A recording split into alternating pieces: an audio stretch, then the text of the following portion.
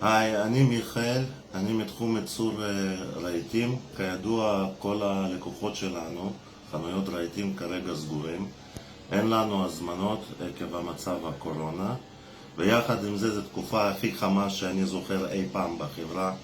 אנחנו עובדים על לסדר כל ההליכים שקיימים בחברה מבחינת לוגיסטיקה, חישובים חדשים, ובו זמנית אנחנו נמצאים בפיתוח של עסק חדש לחלוטין, מכירה אונליין, מכירה טלפונית, ויש לנו הישגים קטנים. אנחנו כבר התחלנו למכור ואנחנו מוכנים לעתיד.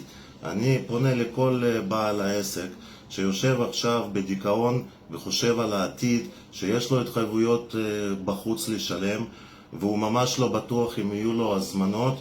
תירגעו, תוציאו את הדאגה הזאת מהראש. לא צריך לחשוב מה יקרה לך, כי אתה לא אשם במצב. מה שיהיה עם כולם יהיה גם איתך, ותתחילו לחשוב פוזיטיבי, מה אפשר לעשות עוד, איך אפשר להתכונן ליום שאחרי. שיהיה בהצלחה.